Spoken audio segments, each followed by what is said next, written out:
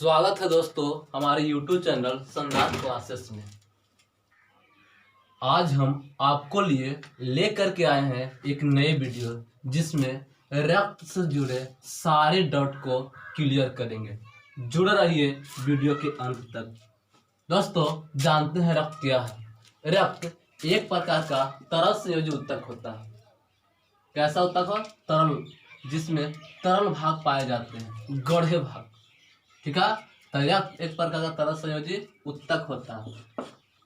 सुनिए, पहला पॉइंट देखते हैं रक्त से जुड़े। रक्त का जो तरल भाग होता है उसे प्लाज्मा के नाम से जानते हैं, और यह रक्त में पता है 55% तक पाया जाता है। रक्त में जो प्लाज्मा होते हैं कितना प्रतिशत होते हैं? 55% तक पाए जाते हैं। आगे बढ़ते हैं। रक्त के अध्ययन को हेमेटोलॉजी कहा जाता है। रक्त के अध्ययन क्या कहा जाता है? हेमेटोलॉजी। आगे देखते हैं। रक्त एक कोशिकीय जीव में नहीं पाया जाता है। रक्त जो होता है वो एक कोशिकीय जीव में नहीं पाया जाता है। मतलब जिस जीव का निर्माण में एक ही कोशिका भाग लेते हैं वैसा जीव में रक्त नहीं पाए जाते हैं। जैसे बात करें अमीबा को, तो इसमें रक्त नहीं होगा। आगे बात करते हैं बहुकोशिकीय के बारे में। तो बहुकोशिकीय जो जीव होते हैं उसमें रक्त पाए जाते हैं, क्योंकि उनका हर एक अंग अलग अलग कोशिकाओं से बने होते हैं। जैसे बात करें जीभ का तो उसमें अलग कोशिकाएं होगा, बात करें कान का उसमें अलग कोशिकाएं होंगे, बात करें मुंह का उसमें अलग कोशिकाएं होंगे। इसी को बोलते हैं बहुकोशिकीय जीव। और इस जीव में क्या होते हैं कि रक्त पाए जाते हैं। अगला पॉइंट करें तो रक्त का जो पीएच मान होता है 7.4 होता है। रक्त का पीएच मान कितना होता है? 7.4 होता है। यही कारण है कि रक्त क्षारीय हो जाता है। एक वयस्क पुरुष में बात करें तो 5 से 6 लीटर तक रक्त पाया जाता है।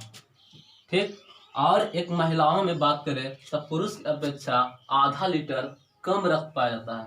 इस रक्त का नाम है आरबीसी। जो महिलाओं में क्या होता है? पुरुष की अपेक्षा आधा लीटर कम होंगे। आगे बात करें रक्त के तापमान के, तो रक्त है जो हमारे शरीर को पूरे तापमान को नियंत्रण में रखता है। हमारे शरीर के तापमान को नियंत्रण कौन रखता है? तो रक्त रखता है। आगे बात करते हैं। रक्त है जो पूरे शरीर में जो भी है उसकी वजन का 7 से 10% पाया जाता है। मतलब रक्त कुल वजन का 7 से 10% पाया जाता है। मानते हैं कि 10% लेके चलते हैं। कोई व्यक्ति का वजन तौला जाए तो मानते हैं कि 60 केजी है, तो उसको में से 10% की बात करें तो यानी 60 गुने 10/100। एक जीरो से यहाँ से यहाँ खत्म हुआ। इसका आंसर जो है 6। यानी जो व्यक्ति 60 केजी का होंगे उनमें अगर 10% लेके चलते हैं तो रक्त कितना आ जाएगा? 6 लीटर आ जाएंगे। तो मतलब रक्त कुल वजन का 7 से 10% तक होती है। आगे बात करें तो रक्त को मापने वाला यंत्र जो होते हैं उसको बोलते हैं हीमोसाइटोमीटर बोलते हैं। रक्त का जिस यंत्र से हम लोग मापते हैं उसको बोलते हैं हीमोसाइटोमीटर। ठीक, आगे बात करें। रक्त में WBC और प्लेटलेट्स लगभग बराबर मात्रा में पाया जाता है। इस सबको देखेंगे आगे चल के कि WBC क्या है, प्लेटलेट्स क्या है, RBC क्या है, एक एक करके हर एक वीडियो में खत्म करेंगे। इस सबको सारा डाउट पूरा करने वाले हैं हम रक्त से जुड़े। आगे बढ़ते हैं। महिलाओं में रक्त कम पाया जाता है, उस रक्त का नाम RBC है। हाँ, WBC प्लेटलेट्स लगभग बराबर मात्रा में पाया जाता है, लेकिन महिलाओं में जो RBC है वो कुछ कम पाया जाता है। आगे बात करें रक्त में सबसे अधिक मात्रा में RBC पाया जाता है। हाँ दोस्तों, सबसे ज्यादा मात्रा में RBC पाया जाता है। किसमें? रक्त में। आगे, रक्त का लाल रंग हीमोग्लोबिन के कारण होता है। रक्त का जो लाल रंग होते हैं ना, किसी कारण होते हैं? हीमोग्लोबिन के कारण होते हैं। और यही हीमोग्लोबिन है जो ऑक्सीजन का परिवहन की कार्य करता है। रक्त के निर्माण में 150 से 160 हड्डी भाग लेते हैं। बात करें हड्डियों की संख्या को, तो जो वयस्क होते हैं उसमें हड्डी की संख्या 206 होते हैं, लेकिन इसमें से 206 हड्डी भाग न लेकर के मात्र 150 से 160 ही हड्डी है जो भाग लेते हैं इसमें, रक्त को निर्माण में। और पता है रक्त जो बनता है उस भाग को बोलते हैं अस्थि मज्जा, जो हड्डियों के बीच वाली भाग होते हैं, उसी में रक्त का निर्माण हो जाता है। कभी कभी लीवर में भी निर्माण होता है, उसके बारे में हम लोग आगे देखेंगे किस तरह से रक्त का निर्माण होता है, कहाँ कहाँ होता है। रक्त में ऑक्सीजन, कार्बन डाइऑक्साइड, खनिज, पोषक तत्व, जल, यूरिन सब कुछ घुल रहता है। रक्त अल्केलाइन की तरह कार्य करता है क्योंकि इसमें जल है ना घुल जाता है।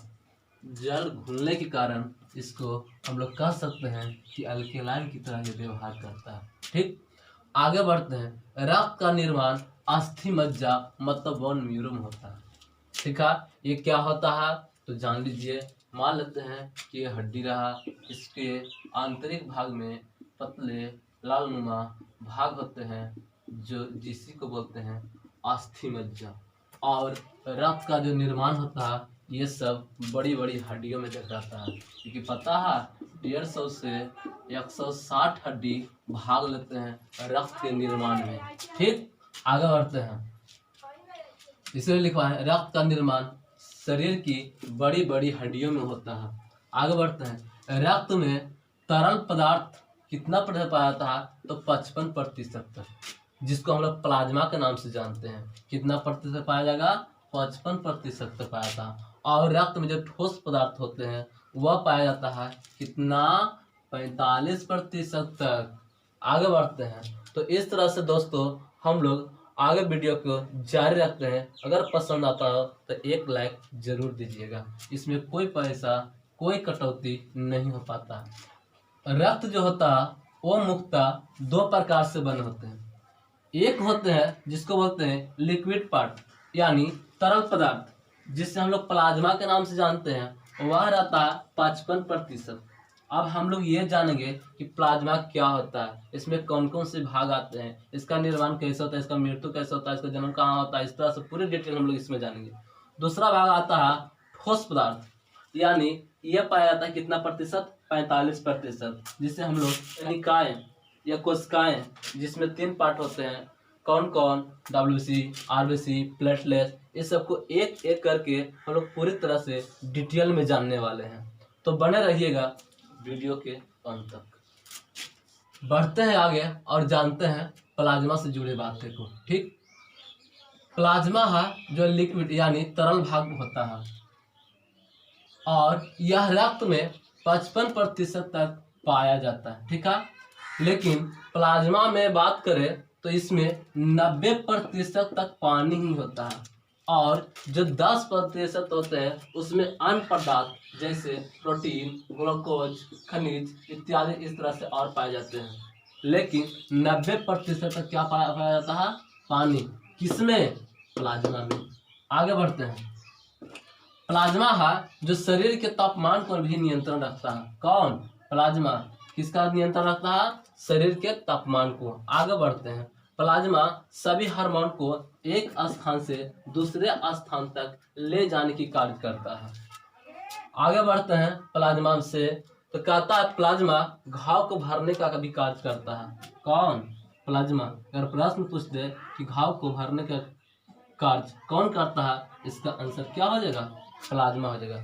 बढ़ते हैं आगे। जब रक्त में से RBC को घटा लेते हैं, जब रक्त में से RBC को घटा लेते हैं तो जितना भाग शेष बचता है वो सब क्या कहलाया जाता है, प्लाज्मा कहलाता है।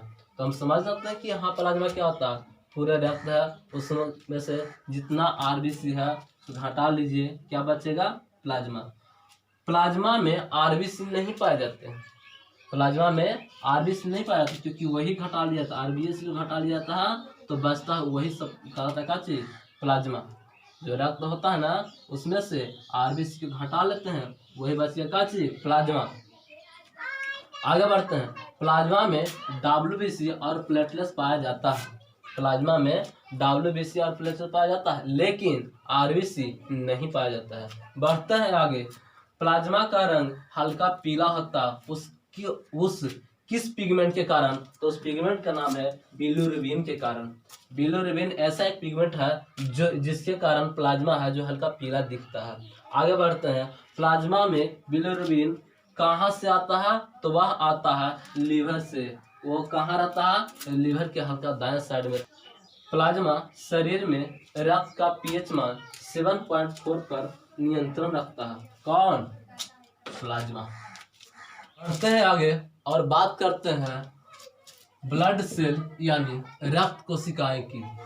यह रक्त में 45% तो पाया जाता है और इसमें 3 चीज पढ़ना होता है। पहला जो है वो क्या है? RBC, जिसको हम लोग बोलते हैं रेड ब्लड सेल, मतलब लाल रक्त कोशिकाएं।